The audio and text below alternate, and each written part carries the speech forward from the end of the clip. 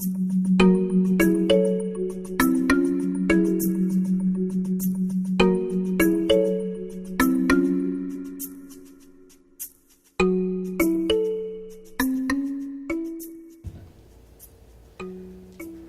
boa tarde a todas e a todos.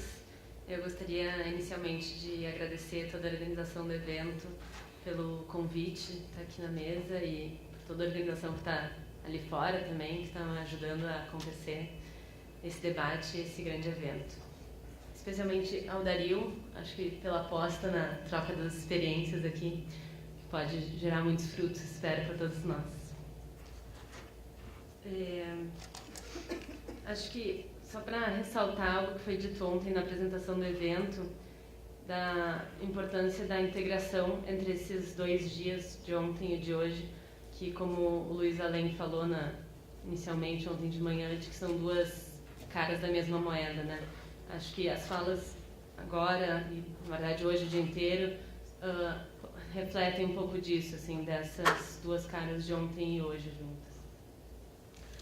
Então, o que eu vou apresentar agora é um relato de experiência do grupo do qual eu faço parte. O coletivo Fila, então, vou começar apresentando por um relato feito por um membro numa das atividades do grupo durante o trabalho.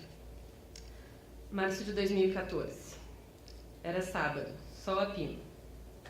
Dia de visita na Fundação de Atendimento Socioeducativo, conhecida como a FASE. Após escutar alguns familiares, uma roda de conversas cruzadas começou a se formar. No meio disso, o avô, que já havia conversado comigo, começou a contar que sabe como é ser inocente e estar preso. Na ditadura, segundo ele, 2 militares chegaram na sua casa e decretaram prisão sem nenhuma justificativa. O levaram para uma base militar e o torturaram para admitir tal crime. Ele contou que ficou 3 meses sendo torturado de forma constante. Choque, afogamentos. E no meio da sua narrativa, ele começou a trocar as palavras. Ao invés de falar base, falava fase. Ele dizia: na fase, torturavam bastante gente sem nenhuma explicação. Na fase, eu mal me alimentava. Fiquei quieta. Sim, apresento para vocês esse trabalho que acontece desde 2012. O Coletivo Fila é um projeto de extensão da Universidade Federal do Rio Grande do Sul, criado a partir da necessidade de um trabalho interdisciplinar junto aos familiares de adolescentes que se encontram internados provisoriamente na Fundação de Atendimento Socioeducativo do Rio Grande do Sul, a FASE. Adolescentes que estão aguardando a sentença para o cumprimento da sua medida. Antes de falar propriamente das atividades desse grupo, faz-se necessário contextualizar seu berço de criação. Somado a outros 3 programas, o Coletivo Fila compõe o guarda-chuva do Programa Interdepartamental de Práticas com Adolescentes e Jovens em Conflito com a Lei, o PIPA. Este núcleo de extensão formou-se com a união de 3 programas, de 3 faculdades distintas: Educação, Psicologia e Direito, que se articularam pela necessidade de um trabalho de atenção integral ao adolescente. A perspectiva interdepartamental e interdisciplinar busca potencializar ações que enfrentam as lógicas que tendem ao isolamento de áreas e disciplinas na formação.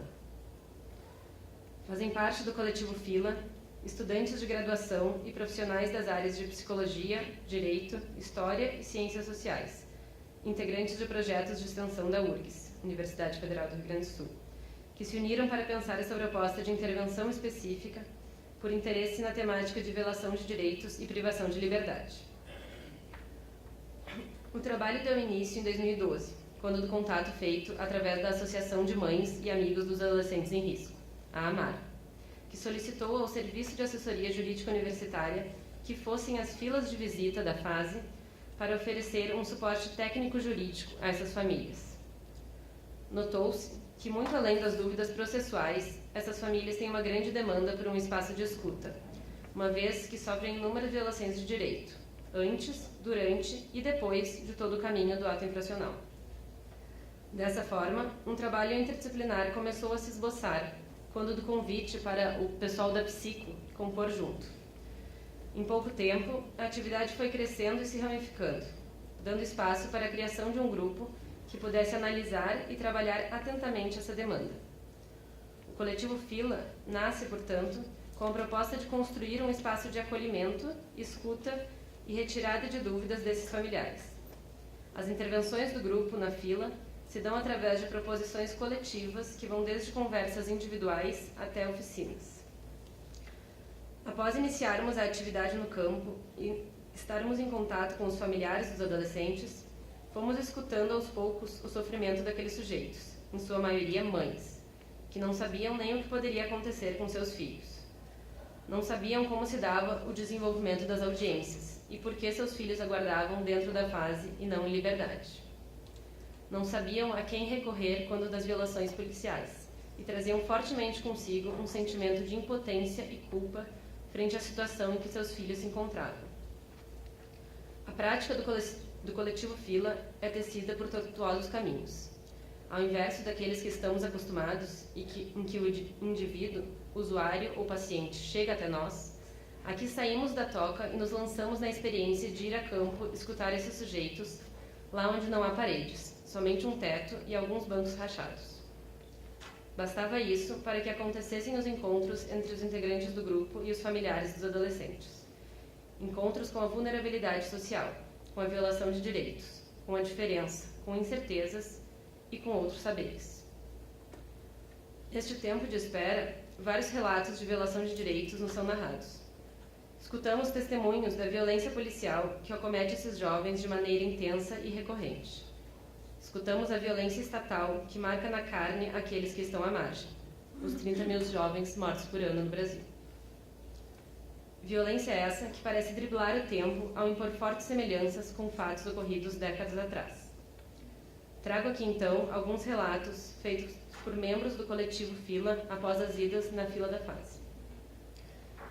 Junho de 2012. Um membro do grupo relata. Disse que ele passou por uma tortura policial violenta. Saco, choque, unha, jacaré e meu estômago embrulhou. Meu colega disse que elas poderiam denunciar na ouvidoria. O advogado delas poderia ajudar, mas ela disse que uma outra família fez isso e alguns dias depois estavam todos mortos. Novembro de 2013. Fala de uma mãe na fila. Minha sorte é que olho bastante notícia e filme. A gente sabe que isso acontece. Vi o filme da Zuzu Anjo.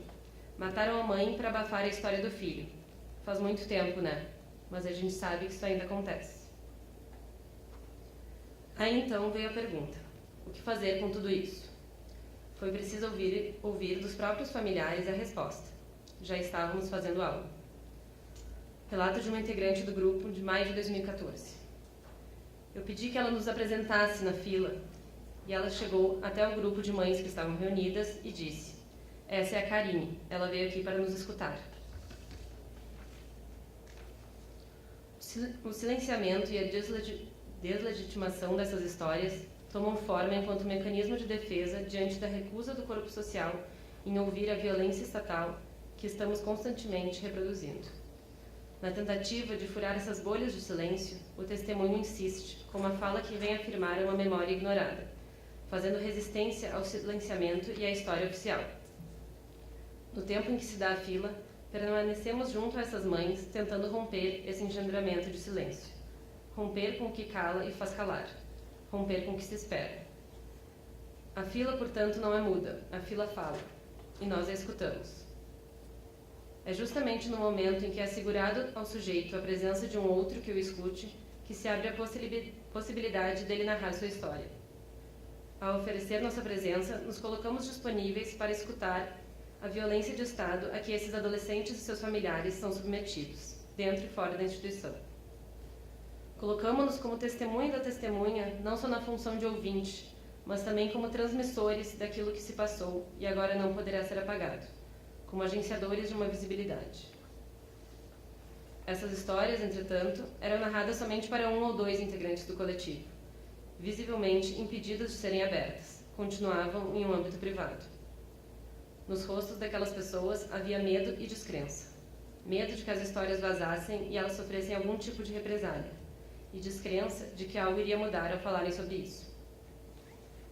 Como diz Mia Couto, sabe-se, a dor pede pudor. Na nossa terra, o sofrimento é uma nudez, não se mostra aos públicos.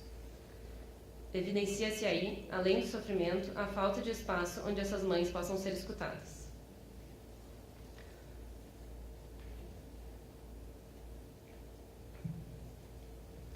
Frente a essas questões, o grupo elaborou oficinas para serem feitas com os familiares dos adolescentes. A ideia era que a oficina fosse um meio para abrir a fala, tirar as histórias do âmbito individual e privado e trazê-las para o coletivo, deixando aparecer as identificações entre os pares, sentimentos compartilhados pelos que lá esperavam. O grupo segue até hoje formulando novas oficinas, de acordo com a construção feita a cada semana. Mantendo cuidado com a escolha de que quer manter sigilo, deixávamos uma caixa, papel e caneta como uma outra forma de testemunhar. Através das oficinas, foi possível a produção coletiva de novos sentidos ao próprio momento de espera na fila. O testemunho veio resgatar essa tentativa de protagonizar os sujeitos através de suas narrativas, para que eles passem a se ver ativamente frente a uma espera, aparentemente passiva. Durante o percurso, buscamos tecer parcerias com diferentes instituições, organizações da sociedade civil e do Estado, serviços da rede de saúde e assistência. Fizemos uma parceria com o Centro de Referência em Direitos Humanos, que foi aberto em 2013 pela Defensoria Pública do Estado, lá no Rio Grande do Sul, para que as mães pudessem ser acolhidas lá e, se fossem de seu desejo, fazer a denúncia policial. No entanto, em se tratando de um projeto da universidade, nos perguntamos como retornar para a academia os efeitos e afetos do que se produziu a partir de lá. Qual o papel das universidades na formação para a escuta de violência estatal? Talvez possamos perguntar, como formar testemunhas de testemunhas? Encontramos na fila uma caixa preta de nossa sociedade, cujo conteúdo temos o dever de revelar. É preciso que nos preocupemos com os efeitos das violências que seguem sendo perpetradas e que seguem, ainda hoje, no registro do esquecimento. Mário Benedetti bem que nos avisou. O esquecimento está cheio de memória. É nosso dever, então, tornar público as experiências e as lutas que a história apagou, resistindo às políticas de silêncio e esquecimento. Nesse sentido, o coletivo Fila se propõe a abrir algo do que foi e ainda segue sendo silenciado em nosso país. É isso.